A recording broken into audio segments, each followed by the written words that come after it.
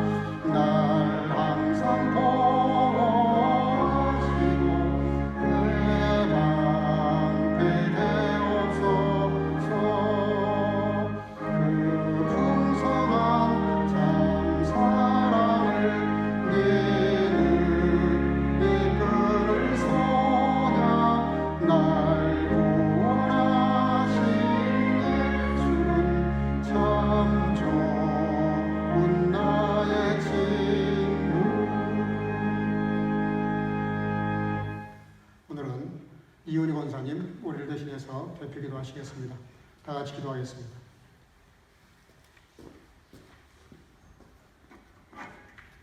사랑과 은혜의 아버지 하나님, 여호와를 기뻐하는 것이 너희의 힘이니라 하셨습니다.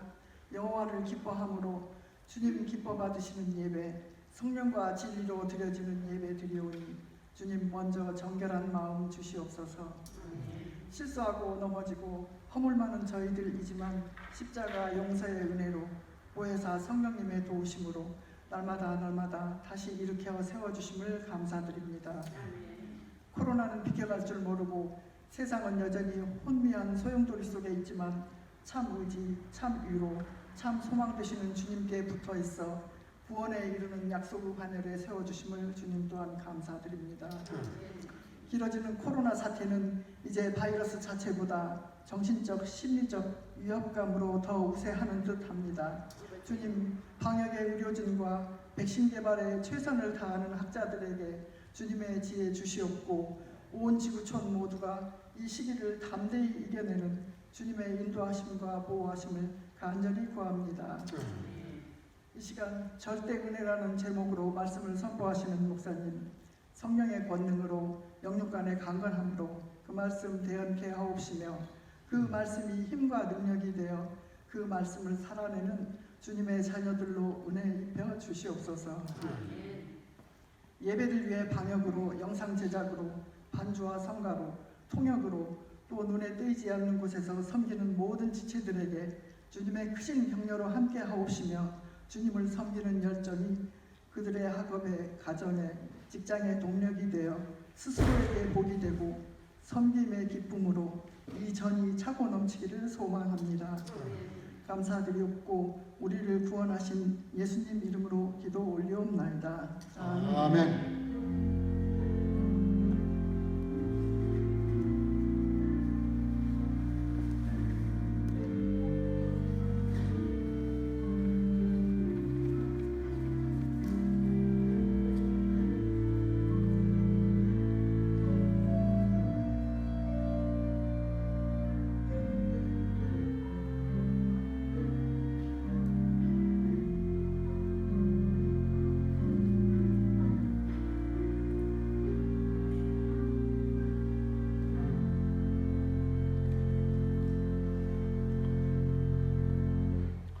오늘 우리에게 주시는 말씀은 창세기 32장 22절에서 30절까지 봉독하겠습니다. 이 밤에 일어나 두 아내와 두 여종과 한 11아들을 인도하며 약복나루를 건널세 그들을 인도하여 시내를 건너며 그 소유도 건네고 야곱은 홀로 남았더니 어떤 사람이 날이 새도록 야곱과 씨름하다가 그 사람이 자기가 야곱을 이기지 못함을 보고 야곱의 환도뼈를 치매 야곱의 환도뼈가 그 사람과 씨름할 때에 위골되었더라. 그 사람이 가로되 날이 세려하니 나로 가게 하라. 야곱이 가로되 당신이 내게 축복하지 아니하면 가게 하지 아니하겠나이다. 그 사람이 그에게 이르되 내 이름이 무엇이냐? 그가 가로되 야곱이니이다.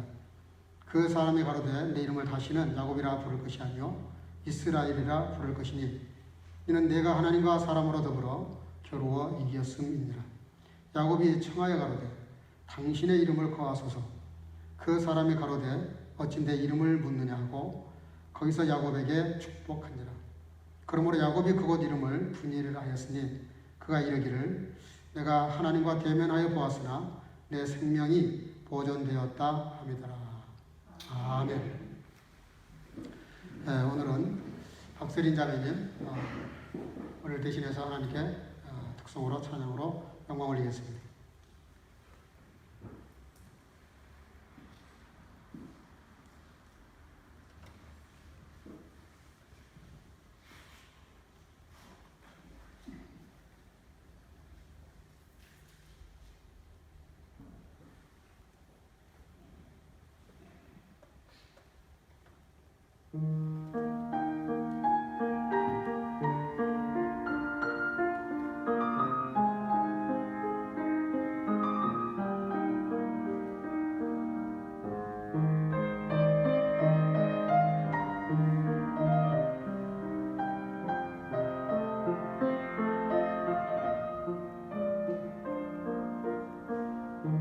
참 좋으신 주님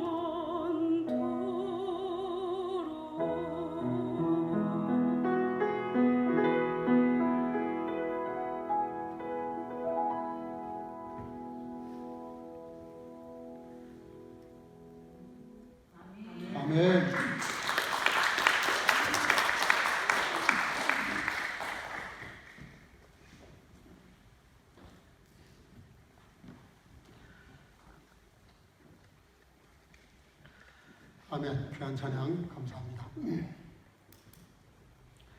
한 젊은 사냥꾼이 사냥하러 갔다가 꽁을 향해서 쐈는데 이 꽁이 맞고 떨어졌습니다. 떨어졌는데 하필이면 남의 집 마당에 떨어졌습니다. 그래서 그 집을 찾아가서 대문을 두들겼더니 한 할아버지가 나오십니다. 내가 꽁을 잡았는데 할아버지 댁에 떨어진 것 같은데 그 꽁을 좀 주시면 좋겠다고. 그랬더니 할아버지가 확인을 해보더니 당신이 쐈는지는 몰라도 내 집에 떨어졌기 때문에 이건 내 것이다고 줄 수 없겠다고 그렇게 점잖게 말을 합니다. 그랬더니 그게 무슨 소리냐, 내가 쏴서 떨어진 건데 그게 어떻게 당신 것이냐 그러면서 옥신각신 시비가 걸렸습니다. 나중에는 이제 험악하게 분위기가 가는데 이 젊은 사람이 사냥꾼이 정 내놓지 않으면 내가 법적 조치를 하겠다. 그랬더니 이 할아버지가 생각을 해보더니 내가 한 가지 제의를 하겠다. 뭡니까? 우리 주먹으로 결판을 내자. 그래요? 그게 무슨 뜻입니까? 우리 서로 상대방에게 주먹으로 3대씩 갈겨서 쓰러지는 사람이 지는 걸로 하자.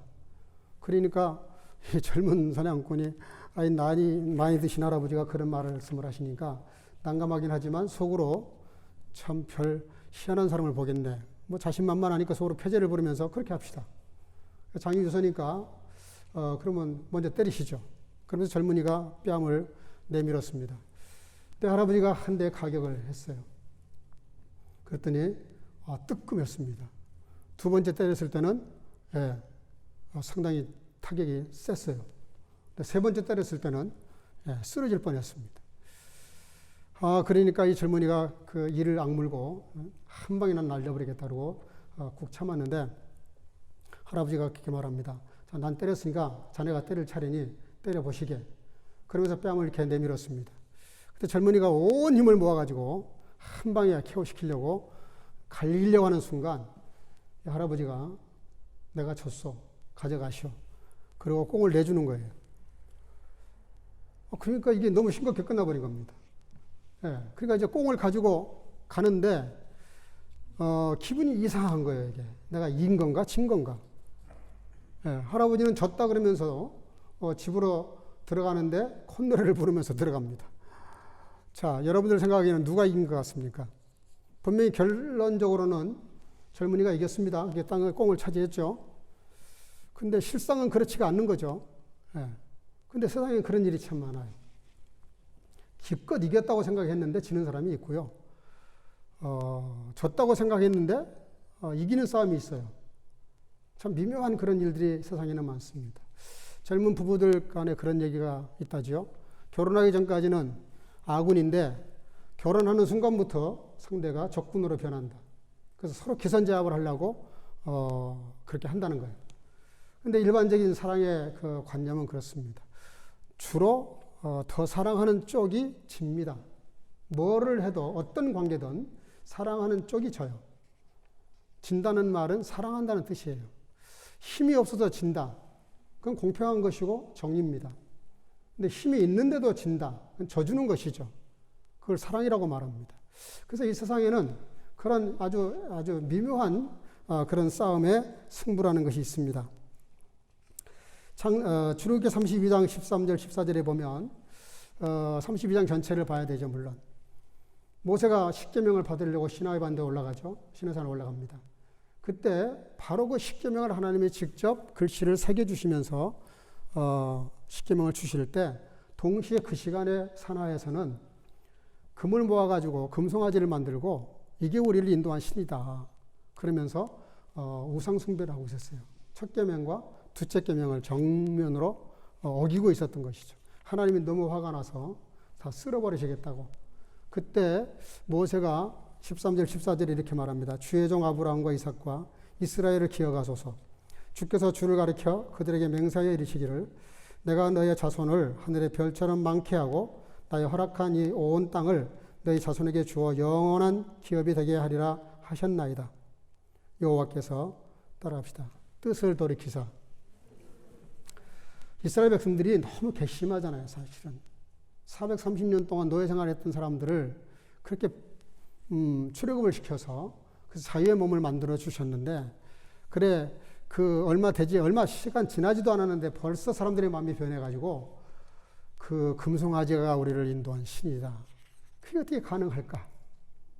그러니까 그들의 행동을 보면 순종도 잘하지만 배신도 빨리 해요.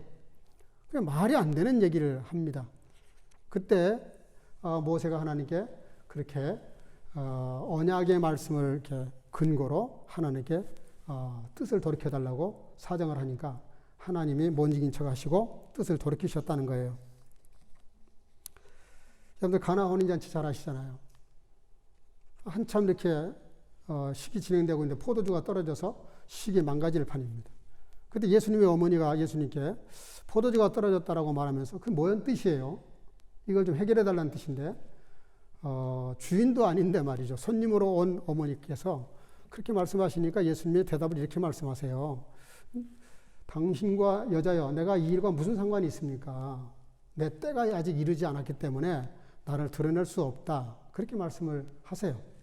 그때 예수님의 어머님이 뭐라 그러시냐면은 예수님과 토론을 멈추고 하인들에게 명령을 합니다. 뭘 시키든지 간에 순종해라.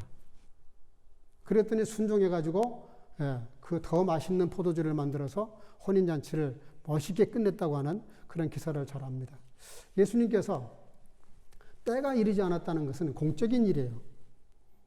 근데 예수님의 어머님이 부탁한 건 어떻게 보면 사적인 부탁입니다. 그런데 엄격히 말하면 예수님의 평소의 그런 진리에 대한, 하나님의 나라에 대한 원칙에 따르면 사사로운 감정 때문에 하나님의 일을 그르치실 분이 아니에요. 그런데도 불구하고 예수님은 어머니의 부탁을 들어주십니다. 져주신 거죠. 어머님에게 져주신 거죠. 당연히 그때 하나님의 뜻을 세웠어야 되는데도 불구하고 져주십니다. 오늘 읽을 말씀은 우리가 너무나 많이 들었던 말씀이고 또 잘 아는 말씀이에요. 근데 우리가 야곱 하면 제일 먼저 생각나는 게 뭡니까? 야곱이라는 그 이름이에요. 이름. 그 이름이 상징이 사기꾼이라는 뜻입니다. 거짓말쟁이. 남의 그 뒷덜미를 잡는 사람. 아주 고약한 이름의 뜻을 가지고 있어요. 왜 부모님이 그렇게 이름을 지었는지 굉장히 궁금할 정도입니다. 근데 어떻게 보면 너무나 당연합니다. 그래서 창세기 47장 9절에 보면 야곱의 삶을 이렇게 요약했어요. 그가 스스로 고백합니다. 우리 조상의 나그네 길에 연조에 미치지 못하나 따라합시다. 험악한 세월을 보내었나이다. 야곱 스스로가 자기 인생을 이렇게 고백을 해요. 내가 너무 험악한 세월을 보냈다. 130년 살았는데 지금까지 내 생활이 너무 험악했다. 기구했다. 파란만장했다. 그런 얘기죠. 근데 그럴 수밖에 없는 것이 그가 그렇게 살 수밖에 없는 인생을 스스로 만들어내요. 우리가 잘 아는 대로 창세기는 50장까지 있는데요. 거의 3분의 2가 야곱에 대한 기록으로 꽉 차 있습니다. 야곱과 야곱의 식구들과 얽힌 이야기들이고 마지막 50장, 49장, 50장에 보면은 야곱의 자손들에게 축복하는 것으로 끝을 내요. 근데 우리가 잘 아는 대로 그 아버지 이삭은 겨우 2장밖에 기록을 안 해요. 아브라함도 몇 장 안 됩니다. 10장이 안 돼요. 그런데 이 야곱에 대해서는 왜 이렇게 길게 많은 것들을 기록하고 있을까?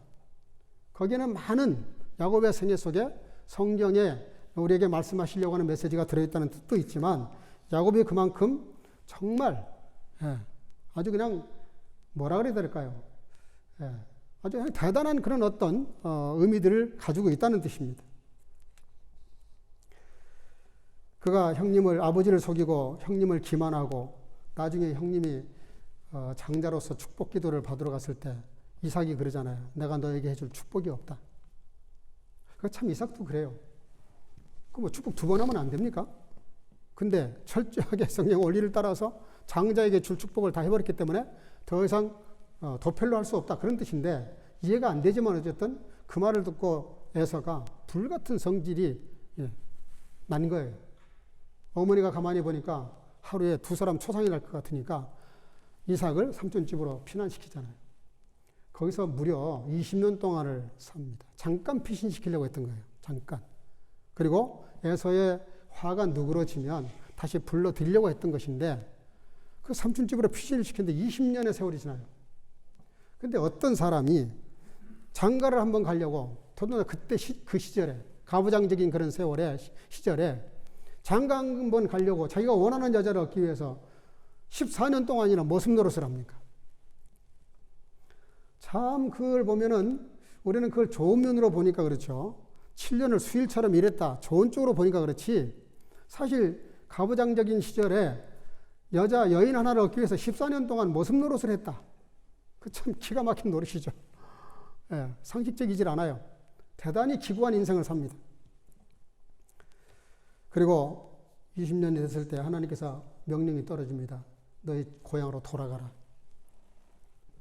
야곱이 집으로 돌아가려고 그러는데 삼촌이 자기를 놔줄 것 같지가 않아요. 자기가 여러 가지 또 삼촌을 이렇게 눈속임 해가지고 많은 재산을 어떻게 보면 가로챈 것이기도 하고 지혜롭게 차지한 것이기도 해요. 뭐 다 시간이 없으니까 구체적으로 말은 안 하겠어요. 그래서 몰래 도망을 칩니다. 얼마나 기민하게 도망을 쳤던지 도망을 쳤는데 3일이 지나도록 삼촌이 몰라요. 그래서 3일 지난 다음에 그걸 합니다. 또 이 라반 삼촌이 열받아가지고 예, 군대를 동원해가지고 또 조카 롯을 야곱을 잡겠다고 추격을 하죠. 7일간이나 추격을 해가지고 잡아요. 예, 그 뭐 긴 얘기를 다 할 수는 없어요. 어쨌든 이렇게 저렇게 얘기해가지고 결국은 예, 돌을 하나 세워놓고 언약을 세우고 그리고 나중에는 오히려 라반이 야곱에게 공격당할까봐 겁을 먹으면서 물러서고 그리고 야곱은 가던 길을 계속 갑니다. 근데 지금 어디를 갑니까? 집으로 돌아가는 거예요. 고향으로 돌아가는 거예요. 어마어마한 재산을 모아가지고 집으로 돌아가는데 야곱에게는 고민이 있습니다. 형 에서가 20년이 지났지만 그 화가 풀렸을까 하는 의문이에요. 그러니까 사신을 보냅니다. 점탕꾼을 보내요. 형님 눈치를 좀 보려고. 어떤지 상황이. 근데 와가지고 보고를 하는데 뭐라 그래요? 400명의 군사를 이끌고 내가 돌아온다는 야곱 동생이 돌아온다는 소식을 듣고 400명의 군사를 이끌고 지금 오고 있다는 거예요. 야곱한테. 야곱이 딜레마에 빠집니다. 하나님의 명령은 돌아가라고 그러셨는데 현실은 자기 형이 20년이 지났는데도 아직도 화가 안 풀리셨구나. 그래서 야곱이 머리를 또 굴리기 시작합니다. 머리를. 거기 보니까요. 그 본문 13절 15절에 나와 있는데요. 예물을 보내는데 그 예물의 숫자가 장난이 아닙니다. 암연소 200, 수염소 20, 암양 200마리, 수양 20마리, 전나는 약대 30마리, 그 새끼의 암소가 40마리, 황소가 10마리, 암나기가 20마리, 그 나귀 새끼가 그 새끼 나귀가 10마리. 이건요. 어떤 국가가 국가에다 바치는 조공 수준입니다. 동생이 형님에게 이런 뇌물을 바칠 그게 아닙니다. 근데 어마어마한 재산을 갖다 지금 형님에게 뇌물로 보내요. 예물로 보내요. 그리고도 마음이 안 놓여가지고 자기 그 식솔들을 한때, 두때, 세때로 나눕니다. 그 이유가 뭐냐면 그 예물을 받고도 화가 안 풀려서 만약에 나를 공격으로 온다면 이렇게 한때 당하면 그 다음 때, 그 다음 때도 당하면 뭐 나라도 이렇게 해서 세 때로 나눠가지고 가게 해요. 그래서 약복이라는 강을 건너게 합니다. 근데 건너 보냈는데 한때 두 때로 건너갔는데도 마음이 놓이질 않는 거예요. 그래서 약복강 나루터에서 거기서 기도했다는 내용을 우리가 잘 압니다. 근데 여러분들 야곱이 왜 이렇게까지 몰리면서 이렇게까지 두렵고 힘들고 늘 패배자, 패배의식 그리고 용기를 갖지를 못하고 그 어마어마한 가기를 이루었음에도 불구하고 생각해 봐요. 아들만 12명이에요. 식술이 얼마나 많은지 모릅니다. 재산이 얼마나 많은지 모릅니다. 거부가 됐어요. 근데 20년 전 그 일을 지금 그 일 때문에 지금도 그 두려움이 있는 거예요. 더 놀라운 것은 야곱은 분명히 자기 목적을 이룬 사람입니다. 아버지 이삭으로부터 장자의 축복권을 받았어요. 그래서 장자의 명분도 뺏어냈어요. 형님을 기만해가지고 장자의 명분도 얻었다고요. 여러분, 우리가 오늘 좀 깊이 고민해야 될 게 있습니다. 우리는 다 같이 하나님의 자녀라고 하는 명분을 다 가지고 있어요. 그런데도 여전히 우리의 삶 속에는 야곱 같은 그런 두려움과 그리고 염려와 걱정과 근심과 어떻게 될까 하는 그런 걱정이 태산 같아요. 불안해요. 그리고 늘 이렇게 평화를 누리지를 못해요. 여러분, 지금 야곱이 고향에 돌아갈 때 이 나이가 97세입니다. 97세면 그때 당시에 97세면 요즘 말로 말하면 한 60 정도 되는 나이예요. 60 인생을 살았는데 여전히 이렇게 불안하고 불안전스럽고 정서적으로나 감정적으로나 이성적으로나 모든 삶에서 이렇게까지 겁을 내는 이유가 뭘까? 더더군다나 야곱에게 하나님 주신 언약의 말씀들이 수도 없이 많은데 그 중에 서너 개 제가 소개하면 이렇습니다. 창세기 28장 15절 내가 너와 함께 있어 내가 어디로 가든지 너를 지키며 너를 이끌어 이 땅으로 돌아오게 할지라. 내가 내게 허락한 것을 다 이루기까지 너를 떠나지 아니하리라. 창세기 31장 3절 여호와께서 야곱에게 이르시되 내 조상의 땅 내 족속에게로 돌아가라. 내가 너와 함께 있으리라 하신지라. 32장 9절 야곱이 또 가로되 나의 조부 아브라함의 하나님 나의 아버지 이삭의 하나님 여호와여 주께서 전에 내게 명하시기를 내 고향 내 족속에게로 돌아가라.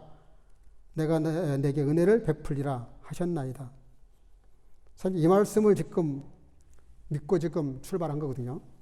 12절에는 한 번 더 합니다. 주께서 말씀하시기를 내가 정녕 내게 은혜를 베풀며 내 씨로 바다에 셀 수 없는 모래와 같이 많게 하리라 하셨나이다. 하나님이 야곱에게 돌아가라고 하시면서 언약의 말씀을 여러 번 확인해 주셨는데 자기가 스스로 복창을 해요. 이렇게 말씀하시지 않았냐고. 그게 바로 지금 오늘 본문 12절 그 앞에 있는 내용이에요. 하나님이 내게 주신 언약의 말씀도 다 기억하고 있어요. 그 말을 끄집어낸 걸 보면 믿는 것도 같아요. 근데 실제로는 이게 뭐냐? 너무 불안한 거예요. 예, 다 건너갔는데 자기는 못 건너가고 있는 거예요. 약복강 나루터를.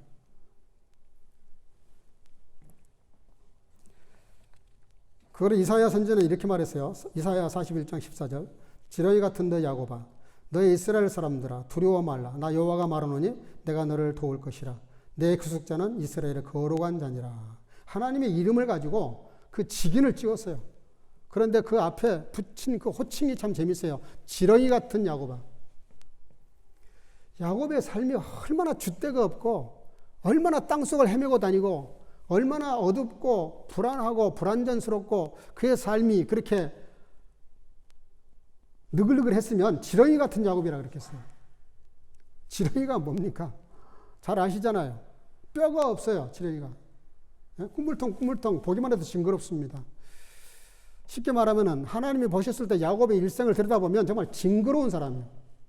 지렁이처럼 징그러운 사람이에요. 정이 안 가는 사람이고 도대체 이렇게 사람이 속이고 또 기만하고 불안해하고 불신하고 온통 그 야곱이라는 삶 자체가 딱 어디가 들어맞냐면 로마서 3장이에요. 의인은 없나니 하나도 없고 목구멍 열린 무덤이고 그 하는 모든 행동이 하나님 앞에 저주받아 마땅한 그런 식의 표현을 함께 하신다고 하면서도 지렁이 같은 너 야곱아 그렇게 말씀하세요.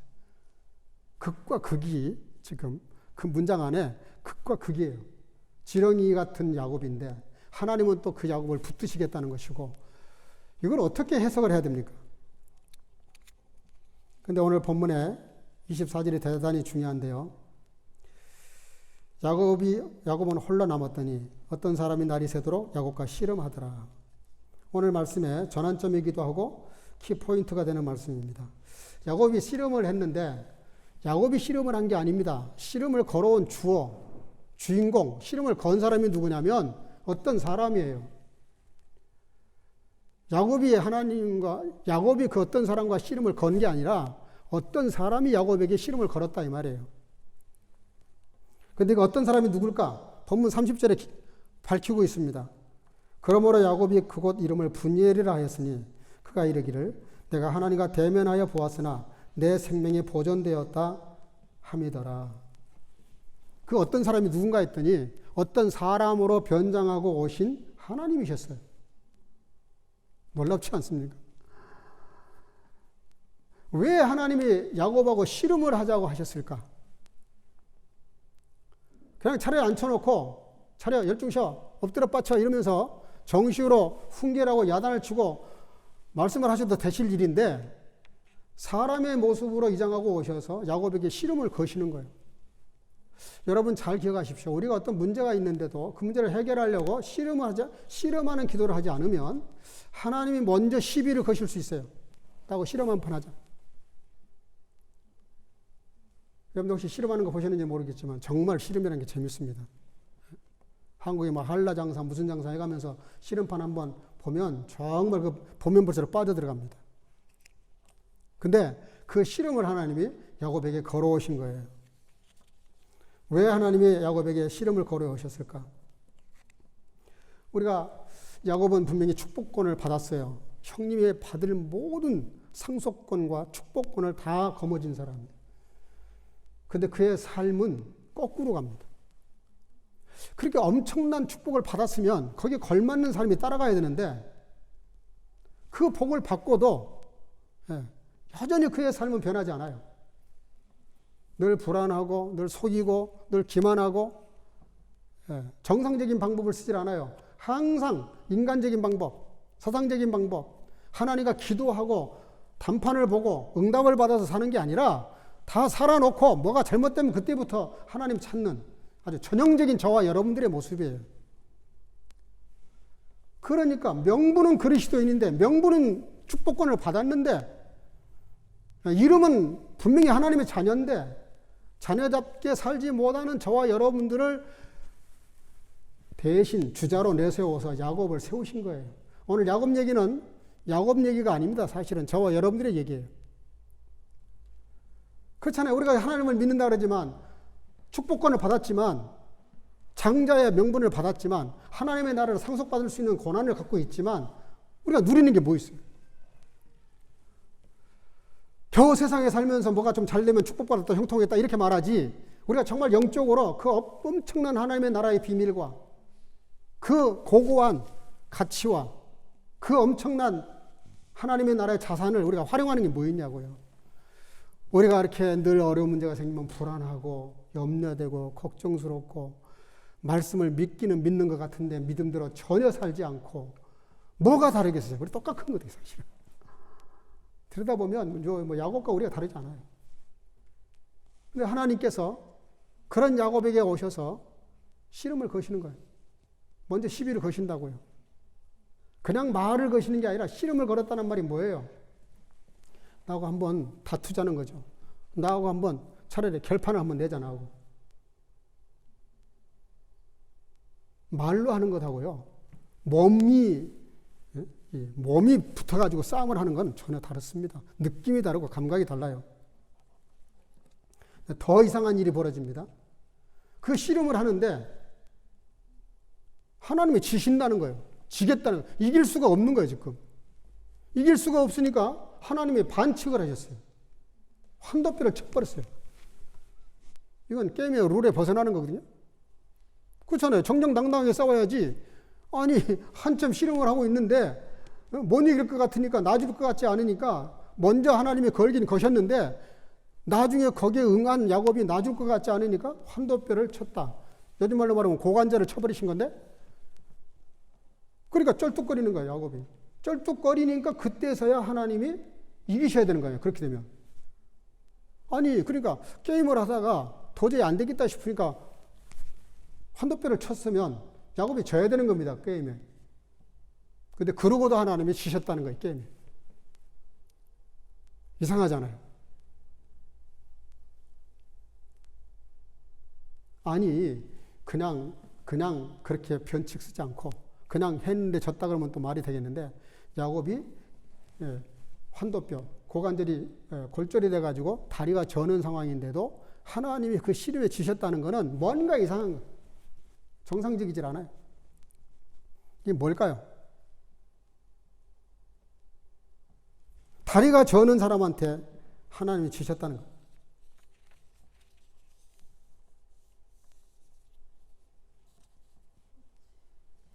그러면서 환도뼈를 쳤더니 환도뼈가 위골이 됐다. 굉장히 상징적인 사건입니다.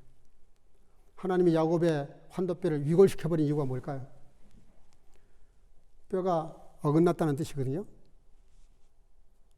야곱의 인생이 하나님 앞에서 그의 삶이 어긋나 버린 거예요.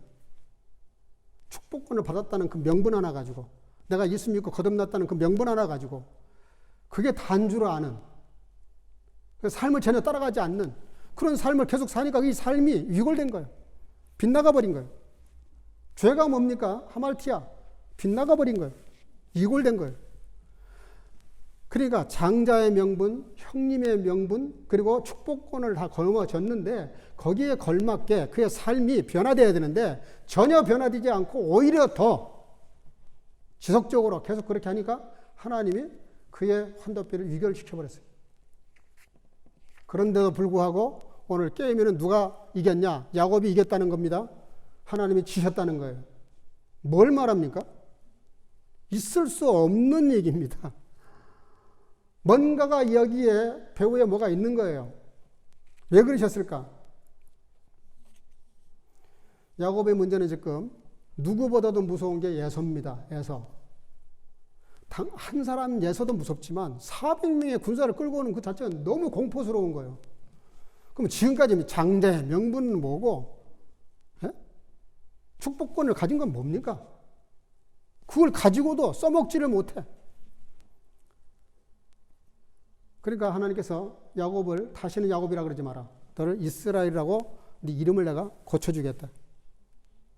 이름을 바꾸셨어요. 그랬더니 야곱도 궁금해가지고 당신 이름은 뭡니까? 또 물어요. 하나님이 그냥 축복해주고 가셨어요. 오늘 왜 하나님께서 이렇게 하셨을까? 왜 져주셨을까? 여러분, 이 하나님이 이골되는, 이 환도뼈가 이골되는 그 야곱에게 치신 것 같은 그 사건이 골고다에서도 있었어요.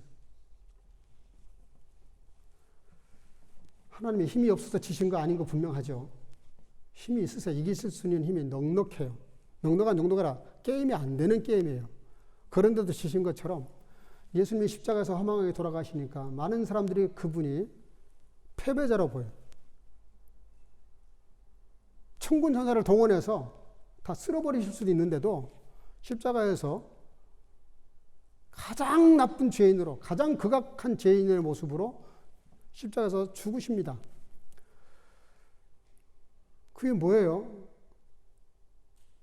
천군 천사 동원해가지고 얼마든지 이스라엘 그 로마 사람들을 다 쓸어버리고 이기실 수 있으심에도 불구하고 그 권을 쓰시지 않고 십자가에서 허망하게 돌아가세요.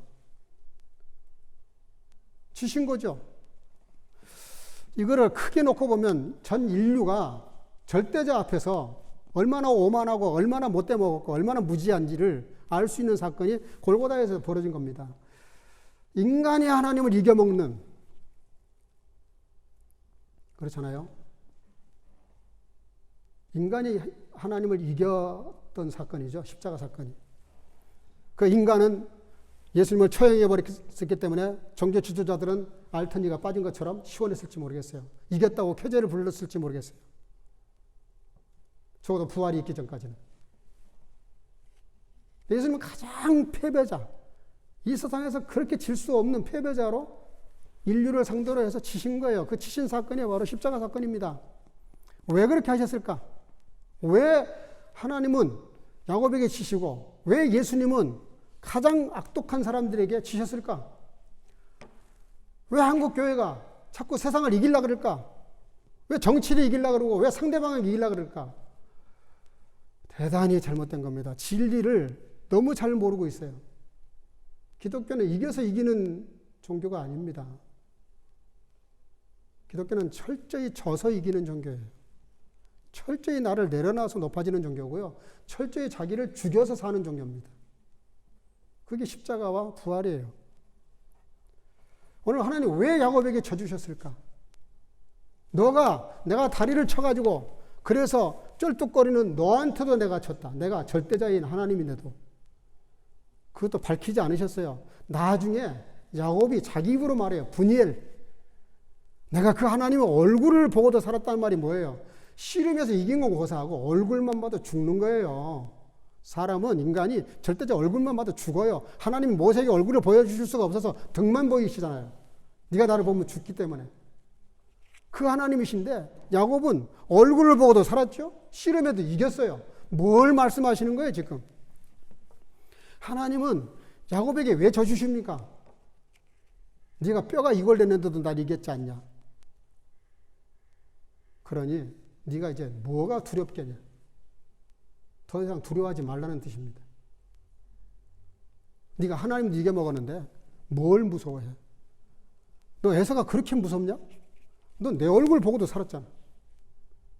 그 네가 에서 얼굴 보면 너가 죽을 것 같으냐? 그렇지 않다는 거예요. 여러분, 우리가 정말 하나님을 철저히 믿고 그분이 말씀하신 대로 철저히 따르면 세상에 무서울 게 없어야 된다는 뜻입니다. 두려울 게 없어야 되고요. 마음의 평화를 유지해야 한다는 뜻이에요. 야곱이 그걸 못하니까 하나님이 야곱을 찾아오신 겁니다. 그리고 씨름을 걸어서 야곱으로 하여금 자신을 갖게 하셨어요. 내 얼굴 보고 산 네가 누구 얼굴이 두렵겠고, 네가 나를 이겼는데 네가 못 이길 상대가 누가 있느냐? 하나님은 한번 언약하신 말씀을 끝까지 성취하시기 때문에 실제로 씨름을 통해서 그걸 아주 실질적으로 그렇게 그를 체험하게 하셨어요. 여러분, 저와 여러분들에게 오늘날 필요한 신앙은 여러분들이 하나님과 씨름을 하는 거예요. 하나님이 나를 찾아오셔서 씨름을 걸어주시면 더 좋지만은 여러분들, 내가 먼저 하나님께 씨름을 걸어야 됩니다. 그리고 내가 뭔가 어긋난 부분이 있으면 그거를 바로 맞춰야 되는 거예요. 이런 야곱에 대해서 이사야 선지자는 이렇게 평가를 했어요. 이사야 43장 1절에서 5절. 야곱아, 너를 창조하신 여호와께서 지금 말씀하시느니라. 이스라엘아, 너를 지으신 이가 말씀하시느니라. 너는 두려워하지 말라. 내가 너를 구속하였고 내가 너를 지명하여 불렀나니 너는 내 것이라. 내가 물 가운데로 지날 때에 내가 너와 함께 할 것이라. 강을 건널 때 물이 너를 침몰하지 못할 것이며 내가 불 가운데로 지날 때도 타지 아니할 것이요 불꽃이 너를 사르지도 못하리니 대저 나는 내 하나님이요 이스라엘의 거룩한 내 구원자임이니라. 내가 애굽을 너의 속량물로 구스와 스바를 너의 대신으로 주었노라. 내가 내 눈에 보배롭고 존귀하며 내가 너를 사랑하였은즉 내가 내 대신 사람들을 내어주며 백성들이 너의 생명을 대신하리니 두려워하지 말라. 41장 8절에서 10절 이렇게 말합니다. 그러나 나의 종 너 이스라엘아, 나의 택한 야곱아, 나의 벗 아브라함의 자손아, 내가 땅끝에서부터 너를 붙들며 땅 모퉁이에서부터 너를 부르고 내가 이르기를 너는 나의 종이라. 내가 너를 택하고 실어버리지 아니하였다 하였노라. 두려워 말라. 내가 너와 함께함이니라. 놀라지 말라. 나는 내 하나님의 됨이니라. 내가 너를 굳세게 하리라. 참으로 너를 도와주리라.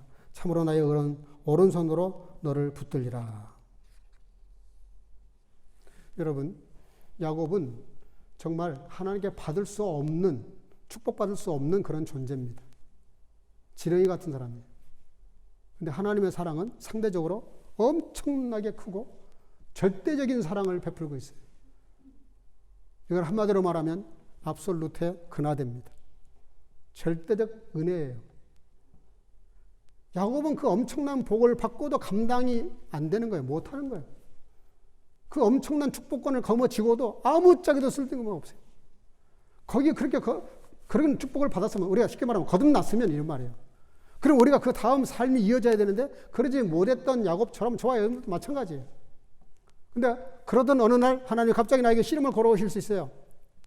건강 문제로, 아니면 어떤 사업 문제로, 아니면 어떤 학업 문제로, 어떤 사건을 계기로 씨름을 걸어오실 수 있습니다. 그때 여러분들 하나님이 나에게 씨름을 걸어오신 줄을 알고 그 씨름에 응하셔야 됩니다. 기도하셔야 돼요. 하나님 왜 그러십니까? 뭘 원하십니까? 내가 뭐가 어긋났습니까? 결국은 하나님은 야곱으로 하여금 엄청난 은혜를 베푸셨는데 그는 이름이 바뀝니다. 그리고 하나님이 그의 보증이 되주세요.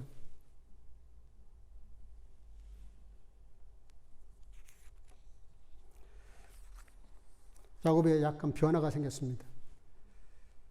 하나님이 야곱을 이렇게 축복하시니까 야곱이 물어요. 당신의 이름이 뭡니까? 한 번도 야곱은 하나님께 이름을 물어본 적도 없고 하나님에 대해서 궁금해한 적도 별로 없어요.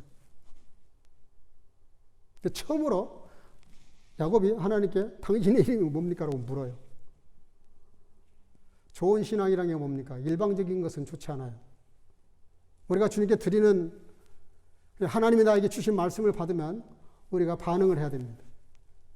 오늘 이 말씀을 나에게 주셨는데 주님, 저는 뭐를 해야 됩니까?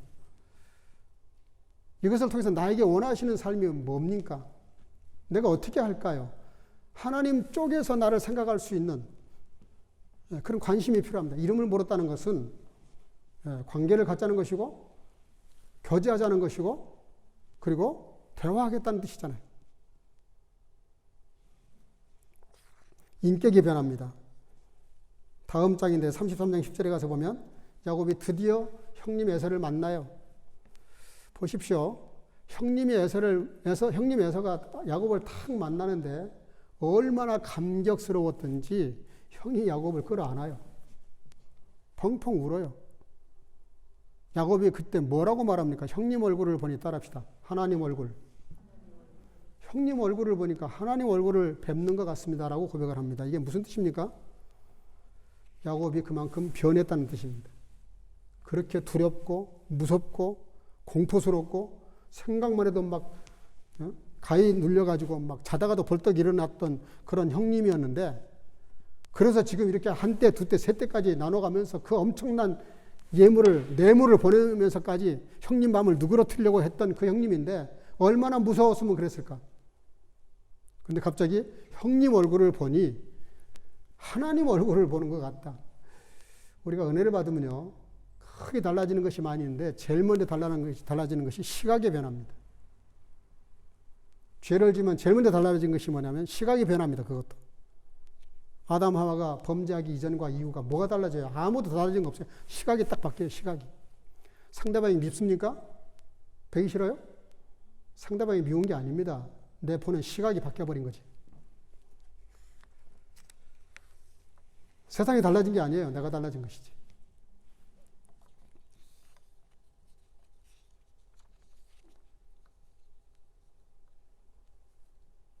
기억해야 됩니다. 여러분들, 이 변화가 어디서 왔습니까? 이 변화가 어디서 왔습니까? 하나님과 씨름해서 이긴 그 사건입니다. 우리가 예수님을 만나고 나를 위해서 져주신, 인간을 향해서 져주신 예수 그리스도, 그 십자가 사건, 주님을 만나면 사람이 바뀌어요. 정말 주님이 나를 찾아오시도록 또 오셨을 때 우리가 그 주님과 진지하게 고민하면서 자기 문제를 내려놓고 기도하면 그러면 하나님이 우리가 아무리 많은 문제가 있고 아무리 엄청난 문제가 있고 아무리 심각한 문제가 있다 할지라도 하나님은 너무나 사랑이 많고 크셔서 우리가 주님 앞에 씨름을 거실 때 그 삿발을 잡기만 해도 하나님은 일부러 그 명분을 가지고 져주신다고요. 우리가 주님 앞에 무릎을 꿇으면 기도하면 주님을 부르면 주님 그거라도 붙잡아서 어떻게 명분을 잡아서라도 져주시는 하나님.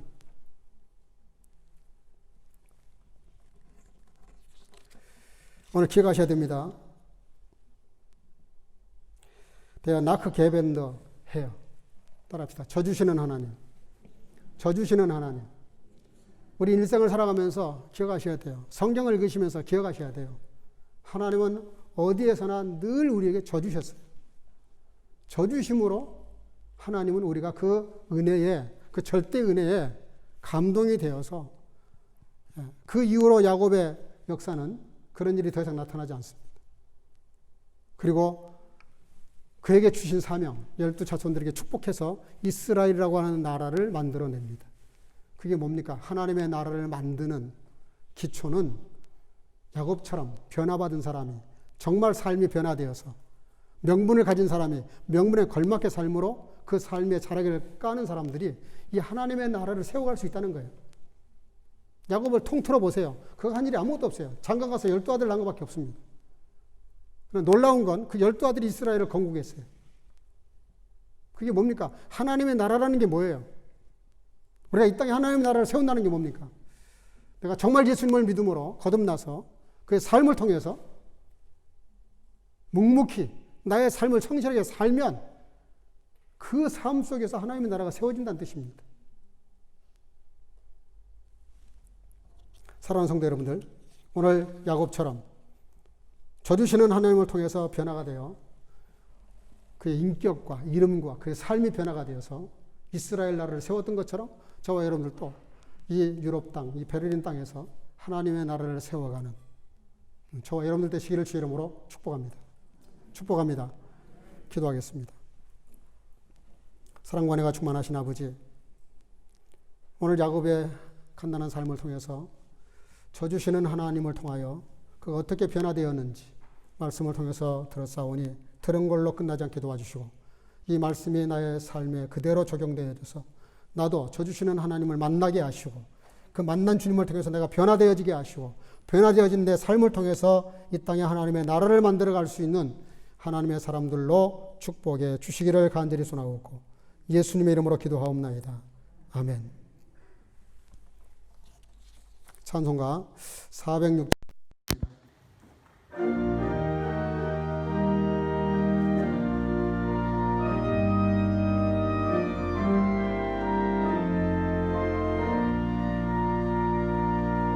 내 마음이 낙심되며 근심에 눌릴 때 주께서 내게 오사 위로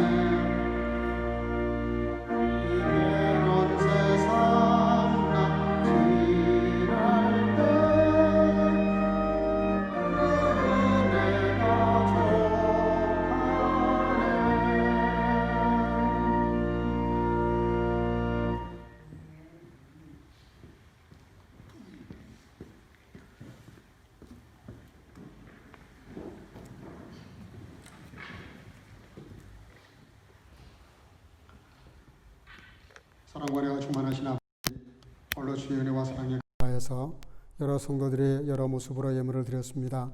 열에 하나 드리는 성도들 말씀이 언약하신 대로 축복하신 대로 흔들고 누르고 또 흔들어 채우시는 복으로 채우셔서 그렇지 않는 삶보다 더 차고 넘치는 인생을 살기에 부족함이 없도록 역사하시고 모든 위험과 아버지 사감으로 지켜 보호하셔서 늘 차고 넘치는 인생을 살 뿐만 아니라 많은 사람들을 부유하게 하고도 넘치는 인생을 살아가도록 축복하시고 감사가 신앙의 끝이라고 하신 아버지 감사하는 모든 성도들에게 더 큰 감사의 문을 열어주셔서 차고 넘치는 인생을 살아가도록 인도하시며 선교와 구제를 위해서 예물을 드리는 성도들 함께 하셔서 아버지 하나님 하늘의 별처럼 빛나는 복으로 채우시되 이 예물에 가 닿는 곳마다 복음이 힘있게 증거되어지게 하시고 하나님의 나라가 견고하게 세워져 가도록 축복하시고 함께 하시며 어린 생명들이 드린 모든 예물을 받으시고 아버지 하나님 참으로 교회에 기둥되게 하시고 하나님 나라의 아름다운 여건이 될 수 있도록 축복하시고 함께 하시며 가정에 자랑이 되는 귀한 자들로 축복하시며 주령금을 드린 모든 성도들 함께 하셔서 이 한 주간도 주님과 동행하며 언제 어디서 무엇을 다 믿음으로 승리케 하옵소서.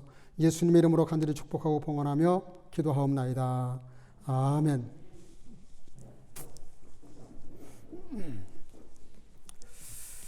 예, 몇 가지 안내 말씀을 좀 드리겠습니다. 다음 주일은 우리 교회가 지키는 매년 우리는 11월 첫 주일에 추수감사주일을 지킵니다. 독일 교회는 또 10월 첫 주일에 지키죠. 또 한국 교회는 11월 셋째 주에 지킵니다. 저희 교회는 이것저것 다 감안을 해서 11월 첫째 주일로 지키고 있습니다. 1년 동안 우리 인도하시고 축복하시고 함께 하신 그 은혜에 감사하면서 특별히 예물보다 더 중요한 건 우리들의 마음입니다. 우리들의 마음을 한 주간 동안 기도하면서 좀 헤아려 보시기를 바라고 그 은혜의 마음의 감사가 오는 대로 봉투는 저 뒤에 헌금계 옆에 추수감사절 봉투가 준비되어 있습니다. 가져가셔서 예물을 준비해서 드릴 수 있기를 바랍니다. 지금 정말 비상인 것 같습니다. 불란서가 하루에 확진자가 4만 명이 넘는다는데 독일도 12,000명, 7,000에서 12,000까지 왔다 갔다 하는데 비상사태인 것 같습니다. 이제는 방법이 없으니까 저와 여러분들이 개인적으로 방역하는 수밖에 없는 것 같고 독일 정부에서도 한국처럼 컨트롤을 해서 어떤 확진자가 나오면 추적을 해서 전화해주고 하는 것을 이제 그만둔 것 같아요. 혹시 자기가 걸렸으면 자기와 만났던 사람들을 본인이 알아서 연락을 하도록 그렇게 한다는 소식을 들었습니다. 그만큼 지금 통제가 어렵다는 뜻이기도 합니다. 그래도 감사한 건 독일은 또 그 비상시 응급 환자가 들어갈 수 있는 병동이 넉넉하다 그래야 4,000개가 넘게 있다는데 어쨌든 조심해야 됩니다. 다시 한번 말씀을 드립니다. 코로나를 왜곡되게 생각을 하거나 말하는 사람들이 종종 있는데 그렇지 않습니다. 그리고 이건 워낙 전염성이 강해서 한 사람이 걸리면은 그 소속된 사람들이 거의 다 걸려버리는, 그래서 우리가 이 마스크를 철저히 쓰고 방역을 하는 이유가 그렇지 못하게 하기 위해서 하는 것인데 우리가 방역에 철저히 힘쓰고 스스로 조심하셔야 됩니다. 나머지는 광고 그 내용을 참고하시기를 바라고요. 다시 말씀을 드립니다. 수요일 날과 금요일 날은 꼭 그 글을 올리면 읽으시고 반응을 좀 해주시기를 바랍니다. 그래서 그 은혜를 같이 나눌 수 있기를 바랍니다. 혹시라도 건강상의 문제 있거나 무슨 문제가 있으면 어느 때나 시간 구애받지 마시고 저에게 연락해 주시기를 바랍니다. 예. 우리 잠깐 옆 사람과 인사하겠습니다. 한 주간도 믿음으로 승리합시다. 예.